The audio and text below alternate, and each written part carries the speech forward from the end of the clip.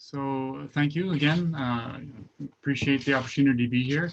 I was asked to say a few words about the idea of resilience and well-being in fisheries governance. And resilience is really one framework or tool to help understand small-scale fisheries. In that way, it's a very could be a general framework to help us make decisions about things like allocation or where and how to increase productivity in a fishery. Perhaps when and where to protect certain resource stocks and so on. And so what I thought I would do is just spend a few moments maybe providing a brief example of a small scale fishery from Vietnam in a different part of the world where I've worked, and then offer a few insights on some core ideas of resilience that can help us think about these questions and how we might analyze and understand a small scale fishery system. And then link that to some governance implications. In other words, if we want to try and build resilience, what does that look like from a governance perspective? So this is, I'll take us to the Tam Giang Lagoon in Vietnam and start perhaps with a bit of a story there or an example. This is a very large brackish water lagoon system of about 75 kilometers long. It's very diverse, very rich. In fact, it has, a number of different openings to the sea. And so in fact, it's almost like 3 lagoon systems in one. But it's one where there's been very intense exploitation. There's a lot of livelihood conflict, a lot of conflict over different gear types. In fact, there are some 30 or more different types of fixed gear and mobile gear that fishers use in order to access resources. Fixed gear like net enclosures and aquaculture ponds, as well as mobile gear of a whole range of mobile gear fisheries and nets and things like that. And so, yeah, we have a great deal of conflict in this particular lagoon system, an increasing amount of conflict over the years because of the growing use of the resource. In part, that's because there has been rather unclear property rights. So who gets access to the lagoon and when and where? There's been a shift from more collective types of property right systems to more de facto individual or private types of property as net enclosures and aquaculture ponds have been developed over time. And that's in response to some government policy as well. Of course, there's also other processes of change taking place, climate change related sea level rise, increasing intensity of storms. There's just recently very severe flooding and storms have hit this coast in Vietnam. So a very challenging context for small scale fishers. And I just would note that there's a number of other researchers that have been actively involved in trying to understand this particular lagoon system, this brackish water lagoon system. So, just as one example, and I know many people here will have many different examples from around the world and from places where they work, but how can we understand some of the conditions that are taking place here?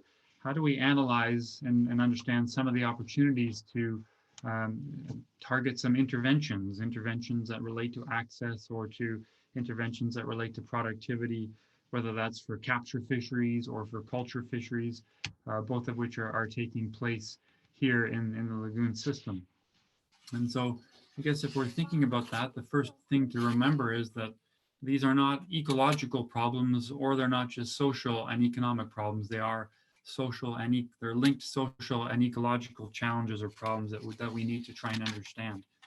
And as the experience in the lagoon system, in the Tam Giang lagoon system shows, many of the growing uncertainties and the vulnerabilities that people are experiencing in that system can't simply be eliminated. Again, some have to do with changing climatic systems, some have to do with changing market demands, changing gear types that are coming in as well as people innovate and try and capture more stock. So there's many of these vulnerabilities and uncertainties can't be eliminated, and so we need to try and really shift our thinking and emphasize how do we then build the resilience and the capacity of the small scale fishing communities to respond to these changes. And so that really brings us to this idea of resilience. And so in this context, resilience really refers to the ability to absorb change, both social and ecological change, and to persist, and hopefully to absorb change and persist in in a manner that is in a condition that is beneficial, that's positive, that leads to people's well-being, whether that's material well-being or their relational well-being, or so on. And we can do that in order to reduce vulnerabilities and ultimately increase their viability by maintaining some of the diversity of the lagoon system, broadening their participation, decision-making processes, and so on.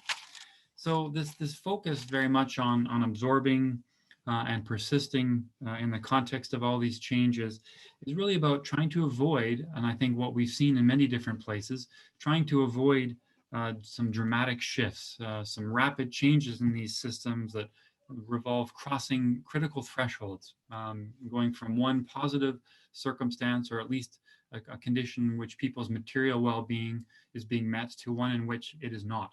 And so resilience, one of the tools in resilience thinking, as we think about this ability to absorb change and persist, is this notion of a threshold. And so here, one of the helpful ways that we can think about the complexity of these small-scale fisheries, and that's really a boundary or a breakpoint between two alternate system states. One, again, where people may be better off and the small-scale fishing communities may be better off, to one where they are not. And if we can identify and understand where those thresholds are, then we can design our interventions to try and pull us back from those thresholds. And in fact, one of the ways that resilience is often defined is the distance to the threshold. So the closer we are to a threshold, the less resilient that system is. The farther away from that threshold, the more resilient that system is as well.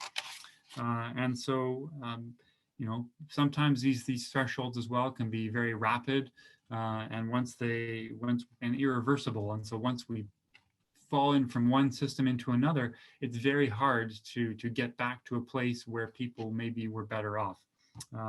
And it results in very different social and ecological configurations. So in the Tamgang Lagoon, we've seen evidence, and that's what this diagram here shows, of particular points in time where the lagoon has crossed a bit of a threshold because of the introduction of intensive aquaculture, rapid increases in density. It's led to disease outbreaks, water quality declines, and a clear material shift in the quality of that lagoon system and what it means for people.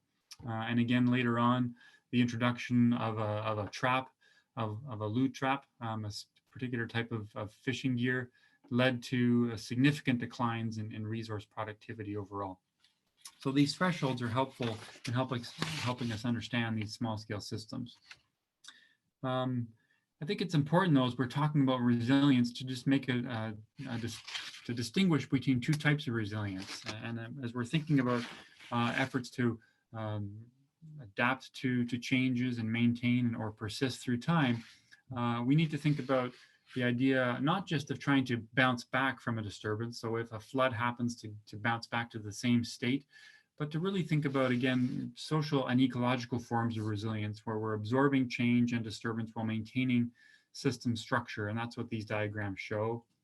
The social and ecological resilience concept is this idea that the system itself is trying to be maintained in a particular configuration where people's material and relational and even subjective well-being is maintained. And so it really reminds us then that how can we use different policy tools, different guidelines and blue economy initiatives in ways that actually help small-scale fishers buffer these ongoing shocks, whether those are environmental shocks or economic shocks, and their uncertainties, all while trying to maintain and improve their well-being. And so we have then the idea that we want to focus not just on particular gears or types of disturbances, but consider the whole social and ecological system. And that reminds us that we need to be thinking about resilience as a generalized concept, not just resilience of a particular gear, but resilience of the whole system. And again, if we're going to support efforts to maintain and build the resilience of small-scale fishing communities, we need to do that. So the last thing then is just to bring this to governance. And in the context of the Tamgang Lagoon and efforts to think about resilience and build opportunities for the resilience of these communities, it really does take us into the realm of governance and policy. And two of the strategies that have been most effective in supporting the resilience of small-scale fishing communities in the lagoon has really been the emergence of co-management networks. And so And over a number of years, have gone from 2 fishing associations at the local scale to well over 50 of these fishing associations with well over 5,000 members, working much more carefully with commune, district, and regional governments. The Honorable Minister at the introduction talked about connectors and the importance of connectors, and that's very much what co-management is. It's connecting small-scale fishing communities with decision makers and sharing some of that power and authority. And then the other thing that was really important in supporting efforts to build resilience in the lagoon was the use of allocating spatial use rights to those fishing associations. So giving much more power to individual fishing associations to make decisions about how the lagoon space would be used, how it would be shared between fixed gear and mobile gear fishers over time. And that's very much helped to reduce conflict. So it's just a small sampling of resilience as a framework to think about small-scale fishing communities. And again, appreciate the opportunity to be here. Thank you very much.